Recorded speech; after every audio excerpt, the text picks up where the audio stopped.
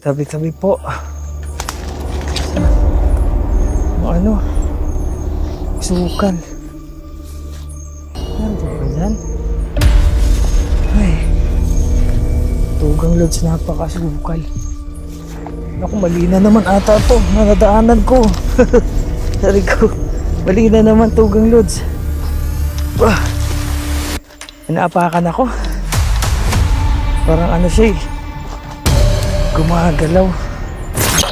Ito pala. Grabe. Sira-sira na Tugang Lods. Ito nga. Grabe.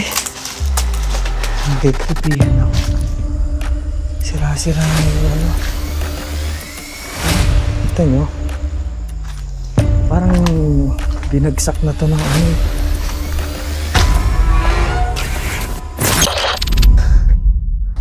Ayun o. Itsura niya o. Uy, alupihan. Daming alupihan ako nakikita. Daming alupihan o. Ayun o. So ayan. Ayun. Ayun o. May mga paniki o. Uy. Yun yung paniki. Saan yung alupihan ito? Hindi siya mapakali o. Naliwanagan kasi. Ayun.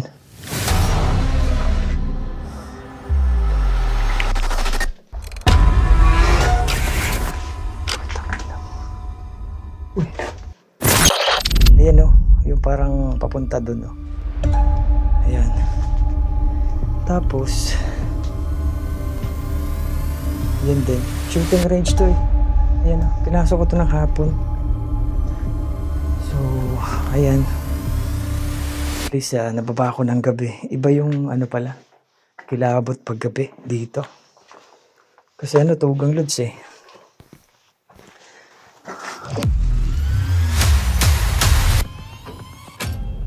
Halig nyo. Parang ano. Footsteps. Uy.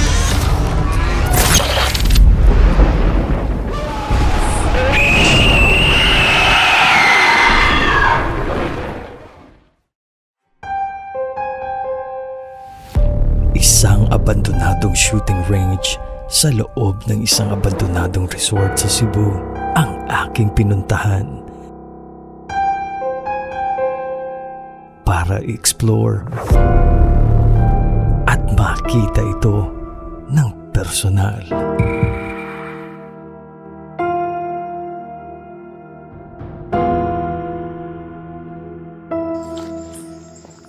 Tugang Lods, magandang hello sa iyo. Nandito ako ngayon. Argao to, sakop to ng Argao, Cebu. Andito. Makikita na napakasukal at napakadilim ng paligid at tanging flashlight lamang ang nagbibigay ng liwanag. Dilim. Tugang Lods oh. Dilim dito. Grabe. Oh. Halong kaba at excitement ang nararamdaman ko sa pag-explore ko rito. Parang may mga ano. Tabi po. Ayan. So napakadilim Tugang Lods. Tabi-tabi po. Kahit masukal ang daanan, ay tuloy lamang ako sa aking paglalakad para makita ito at nagdadasal na lamang na sana wala akong makita o madaan ng ahas. Naku, mali na naman ata to. Nadadaanan ko. Sorry ko. Mali na naman Tugang Lods. Inaapakan ako. Parang ano siya eh. Gumagalaw. Ano ba yun? Sana hindi ahas yung naapakan ko. At hindi ko alam kung ano ito at hindi ko na ito tinangkapang tingnan at nagpatuloy na lamang ako sa paglalakad. Tugang Lods. Ito ata eh. Hindi ko alam ha. So, ay, ang creepy. Nagkikirpihan ako. Ito ata, wait lang. Silipin ko lang.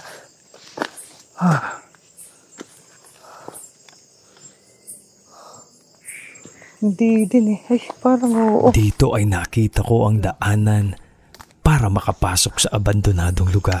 Tugang Lods, ito ata. Sabi ko. Sabi po. Ito nga. Ito nga yun. Yan o. Oo, ito nga. Grabe yung daan. Tugang Lods, oh. Yung daan ito. Swimming pool pala to. Yan, oh. Swimming pool, Tugang Lods. Yan.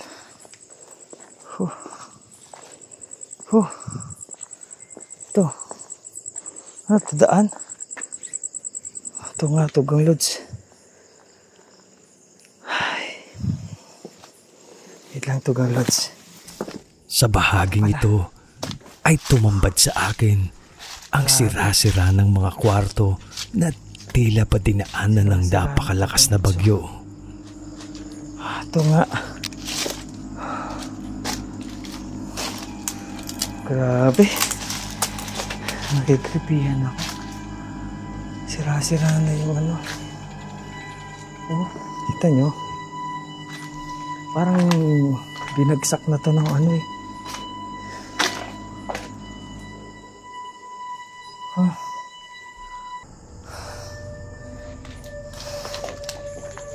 Ito CR to.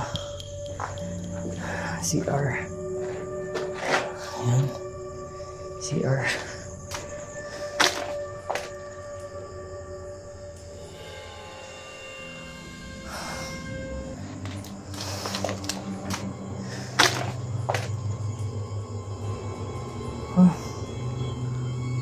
Mabilis kong sinilip ang mga ito at maya-maya ay lumabas agad ako para puntahan ang abandonadong shooting range. Okay lang to.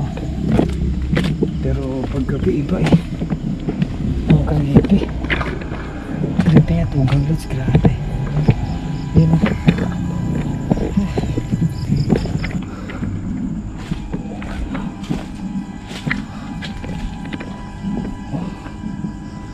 Tugang Lods.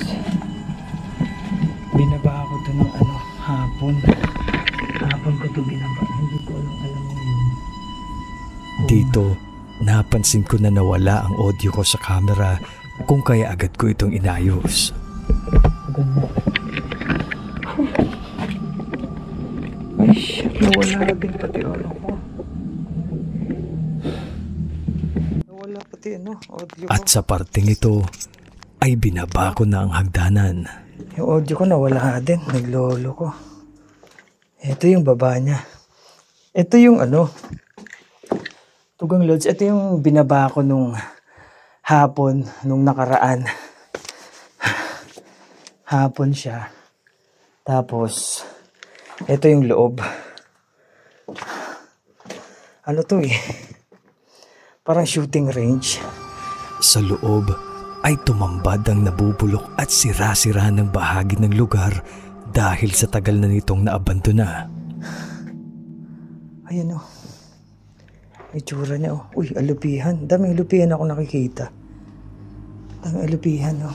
Ayan o. So, ayan. Ayun. Ayan o. May mga paniki o. At maya-maya pa ay nakarinig ako ng kaluskos. Ayun, alupihan ito. Hindi siya mapakali o. Naliwanagan kasi. Ayun. Pumasok agad sa isipan ko na baka ito yung ahas na sinasabi nila na nasa loob. Uy.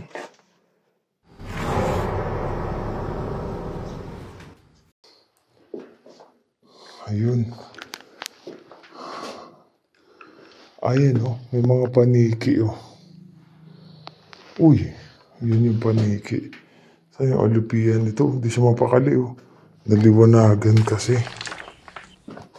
Ayun.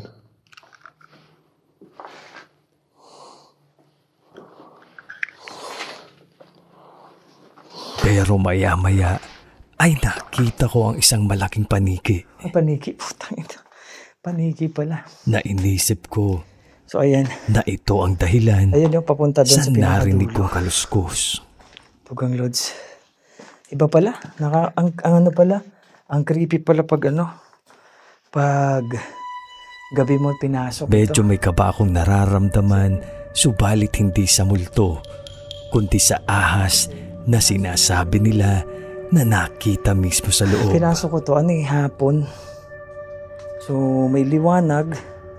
So, makikita ngayon, wala eh.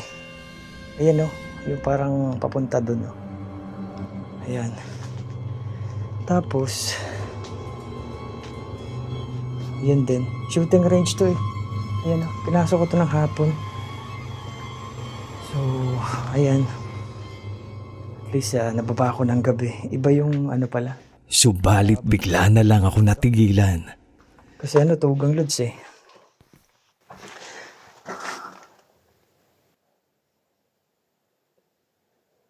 Anig nyo?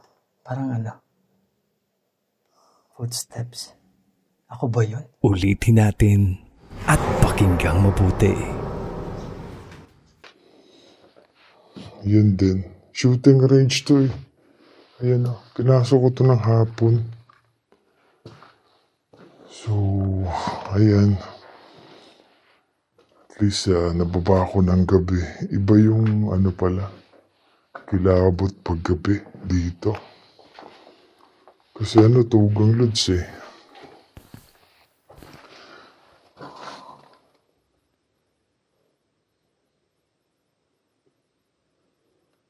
Anig nyo? Parang footsteps. Ako ba yun? Tila ba may naglakad sa likuran ko na gusto akong sundan. Baka tugang lods. Kung kaya ibang kilabot ang naramdaman ko ng mga oras na yon.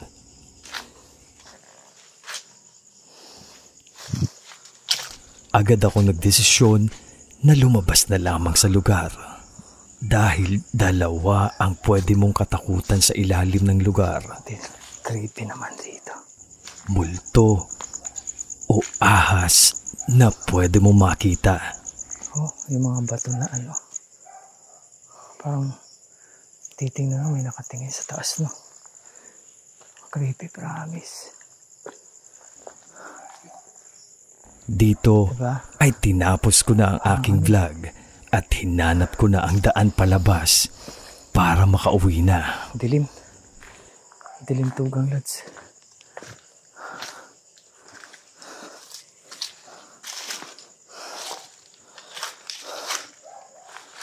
Sobrang dilim.